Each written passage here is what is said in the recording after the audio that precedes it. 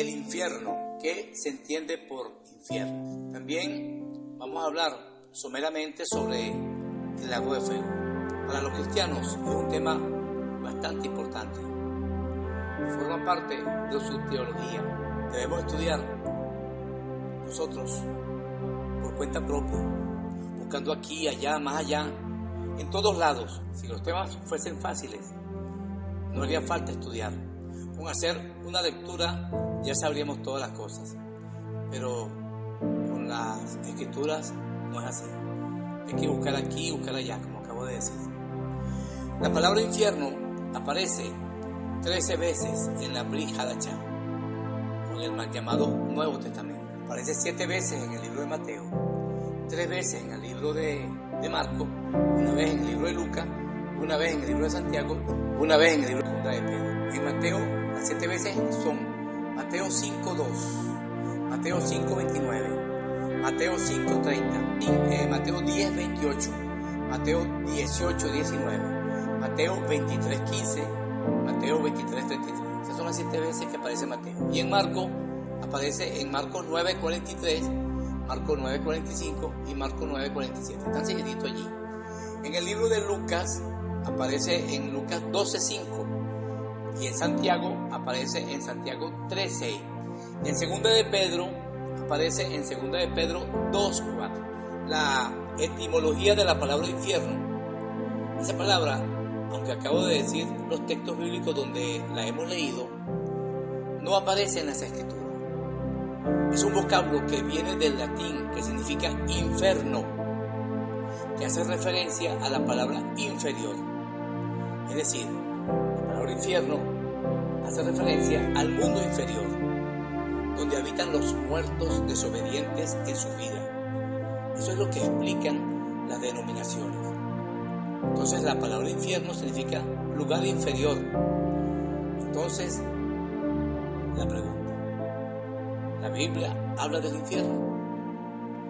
Vamos a leer Mateo 5:29. Dice: por tanto, si tu ojo derecho te es ocasión de caer, sácalo y échalo de ti, pues mejor te es que se pierda uno de tus miembros y no que todo tu cuerpo sea echado al infierno. Yo tengo el Nuevo Testamento en griego interlineal en mis manos.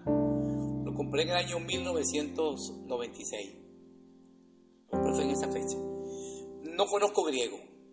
Siempre he sido muy malo para los idiomas. Pero la palabra que aparece en el texto no es infierno. Pero los traductores le pusieron infierno. Las letras que aparecen en infierno en el interlineal es gamma, eta, ni, alfa y nuevamente ni. Es decir, se debió traducir en Gehenna, no infierno. Lo que las versiones tradujeron como infierno es totalmente diferente. Los que conocen el griego y pueden comprar la versión interlineal verán que la traducción o el significado no corresponde con lo que dice el texto. Dice es Gehenna. Si revisamos el interlineal, verán que está mal la traducción. Quiere decir que Mateo 5:29 no dice infierno, debieron ponerle Gehenna. Tomemos otro ejemplo en Marcos 9:43. Leo: si tu mano te es ocasión de caer, córtala. Mejor te es entrar en la vida manco que teniendo 2 manos ir al infierno, al fuego que no puede ser apagado. Si van a la versión interlineal, verán que en vez de traducir Gehenna, nuevamente tradujeron infierno, a pesar de que dice en griego Gehenna. Y surge la pregunta: ¿por qué traducen lo que no es? En las Biblias comunes, Reina Valera dice infierno. Un detalle: en el interlineal aparece en todas las ocasiones donde debe decir Gehenna, aparece la palabra infierno. Entonces, ¿qué vamos a hacer? Bueno, vamos a analizar la palabra Gehenna. Esta palabra es una traducción de un idioma a otro. Tomaron una palabra del hebreo y la colocaron en el vocablo griego.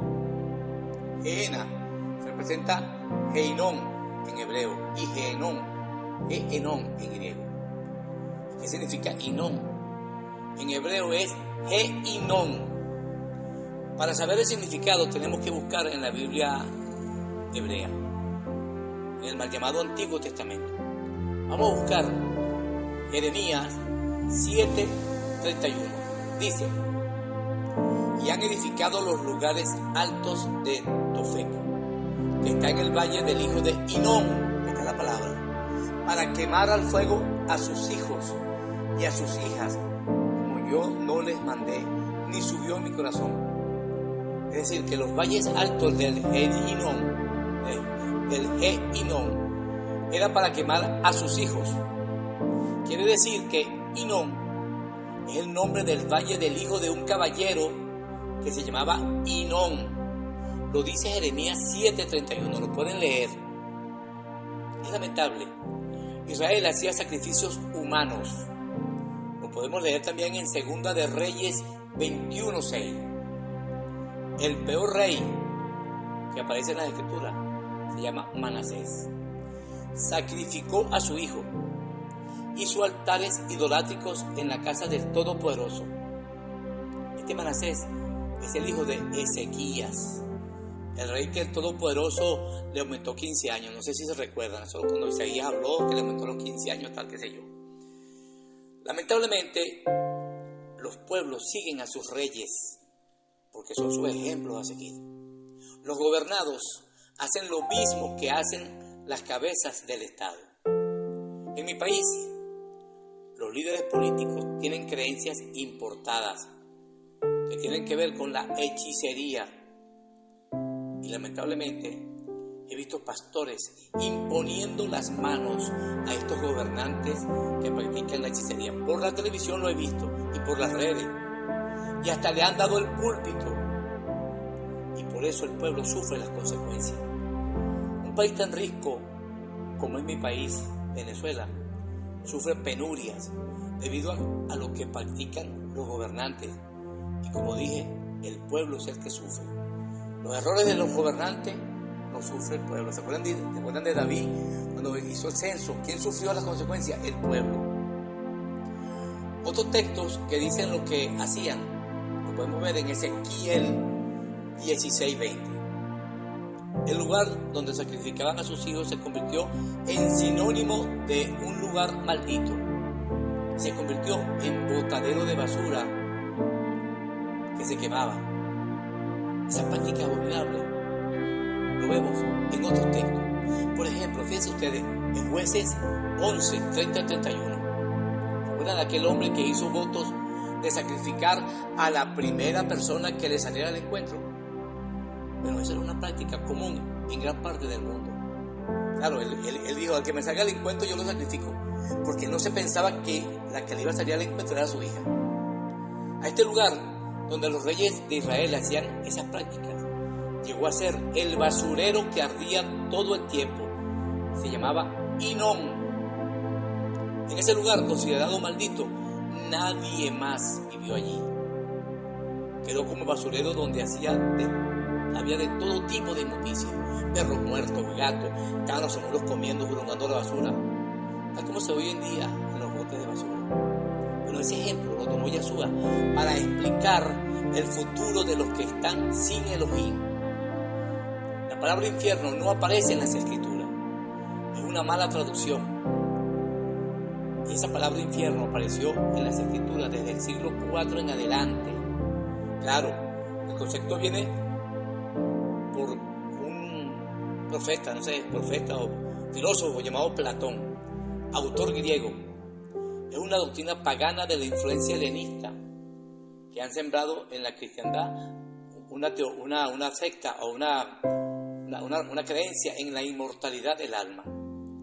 Cuando dicen que te vas a quemar eternamente, es porque creen en la inmortalidad del alma. Creen que no pueden morir, como dice Platón, que el alma es inmortal, que no mueres y que te vas a quemar en el infierno por la eternidad y millones de años. En el mal llamado Antiguo Testamento no aparece la palabra infierno. ¿Saben por qué? Porque no tiene la influencia del imperio griego. Recordemos que los griegos sometieron al pueblo de Judá después del imperio de los medos, hasta que los macabeos los derrotaron. Resumiendo, la mayoría de cristianos sinceros creen que el sufrimiento del infierno es real. Creen que es un sufrimiento atroz que no tiene fin. Esa doctrina tergiversa el carácter del Todopoderoso. Lo presenta como un ser odioso que genera obediencia manipulada por el miedo. Tal parece que hay fuerzas interesadas en que crean algo que no está acorde con un Elohim que es puro amor. Para empezar, como ya dije, la palabra infierno no aparece en las Escrituras. Es, como ya dije, una mala traducción de términos hebreos y griegos. Y el término que utiliza Yahshua es Gehenna, del valle de Hinnom, un vertedero de basura que ardía continuamente. Lo pueden ver en Google. Por lo impactante de este lugar, el Mesías lo usó para describir la destrucción del fin. Cuando el Mesías habló de eso, se entendió perfectamente lo que estaba diciendo. Pero hoy en día es doctrina común en las diferentes creencias para meter miedo, porque alguien lo introdujo como infierno, no sabemos quién. En la parábola del rico y Lázaro explicamos por qué el Mesías utilizó esa parábola. Esa parábola era egipcia. Recomiendo que vean ese estudio por este mismo canal. Lo grabamos hace tiempo ya, como 9 meses, 10 meses por ahí. En las Escrituras aparece la palabra fuego eterno. Ese fuego es eterno. Ese fuego es de Elohim.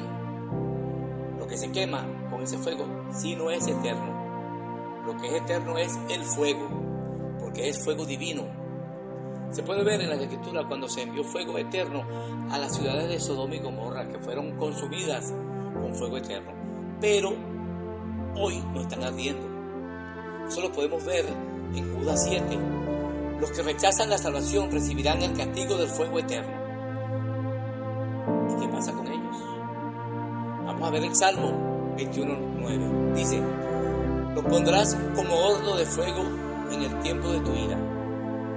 El Eterno los deshará en su ira, y el fuego los consumirá. Eso está en Job 27. Como su estiércol perecerá para siempre, y los que lo hayan visto dirán: ¿qué es él? En Isaías 1:28 dice: pero los rebeldes y pecadores serán aún quebrantados, y los que dejan al Todopoderoso serán consumidos. El lago de fuego que sí aparece en las Escrituras le va a poner fin a la historia del mal. Han confundido infierno con lago de fuego, y el lago de fuego es el final. El texto que dice que ya no habrá más dolor está en Apocalipsis 21:4. Dice: enjugará Elohim toda lágrima de los ojos de ellos, y ya no habrá más muerte, ni llanto, ni clamor, ni dolor, porque las primeras cosas pasaron. El que estaba sentado en el trono dijo: yo hago nueva todas las cosas. Me dijo: escribe, porque estas son palabras fieles y verdaderas. Un texto más. Cuando el Mesías vuelva por segunda vez, lanzará a la bestia y al falso profeta al lago de fuego, y después de 1000 años lanzará al resto de sus enemigos. Eso lo podemos ver en Apocalipsis 20:10, y dice: y el diablo que los engañaba fue lanzado en el lago de fuego y azufre, donde estaban la bestia y el falso profeta. Dice: ¿dónde estaban? Es decir, ya no están. Después de 1000 años, ya no están más allí. Como ya se dijo, serán eliminados todos los que hacen el mal. Y entonces, cuando ya no haya nadie en el lago de fuego, es cuando no habrá más dolor en ninguna parte del universo. Según Apocalipsis 21:4, dice: enjugará Elohim toda lágrima de los ojos de ellos, y ya no habrá más muerte, ni dolor, porque las primeras cosas pasaron. Shalom Alejem.